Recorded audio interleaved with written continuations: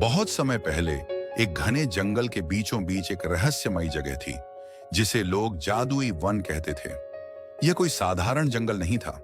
यहाँ की हवा में जादू घुला था, पेड़ फुसफुसाते थे और नदियां मीठी धुनें गुनगुनाती थीं। लेकिन इस जंगल के रहस्य को बहुत कम लोग जानते थे। गांव में रहने वाली अनाया हमेशा इस जंगल की ओर खींची चली जाती थी। उसे लगता था कि जंगल उसे बुला रहा है। बुजुर्गों ने उसे वहां जाने से मना किया था, लेकिन एक दिन जब सूर्य ढल रहा था और आकाश सुनहरे रंग में रंगा था, अनाया जंगल की ओर चल पड़ी। जंगल में कदम रखते ही उसे कुछ अलग महसूस हुआ। चारों ओर रोशनी की हल्की चमक थी, पेड़ों की शाखाएं हिल रही थीं, मानो वे उससे बात कर रही हों। अचानक एक चमकदार तितली उसके सामने आकर रुकी और हल्की आवाज में बोली, हम तुम्हारी प्रतीक्षा कर रहे थे अनाया। अनाया चौंक गई।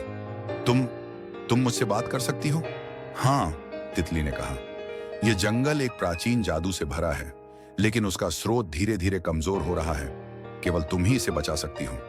मैं? लेकिन कैसे? अनाया ने पूछा। तितली ने अपनी चमकदार पंख फैलाए और एक झरने की ओर इशारा किया। उस झरने के पीछे प्राण वृक्ष है। यह पूरा जंगल उसी की शक्ति से जीवित है, लेकिन उसकी जड़ें सूख रही हैं। केवल एक शुद्ध हृदय वाला व्यक्ति ही उसे पुनर्जीवित कर सकता है। अनाया ने हिम्मत जुटाई और झरने के पीछे पहुंची।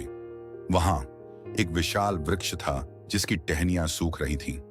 जैसे ही अनाया ने अपना हाथ उसकी जड़ों पर रखा, एक हल्की रोशनी फैली और वृक्ष की टहनियां फिर से हरी हो गईं। जंगल एक बार फिर जीवंत हो उठा। पंछी गाने लगे, हवाएं मीठी खुशबू से भर गईं और नदी के जल में चांदनी सी चमक आ गई। तभी जंगल की आत्मा की आवाज आई, तुमने जंगल को बचा लिया अनाया। अब से तुम इसकी संरक्षक हो। उस दिन के बाद अनाया जादुई जंगल की रक्षक बनी और उसने यह रहस्य किसी और को नहीं बताया। लेकिन कहते हैं, आज भी अगर कोई ध्यान से सुने तो जंगल की फुसफुसाहट में अनाया की कहानियां गूंजती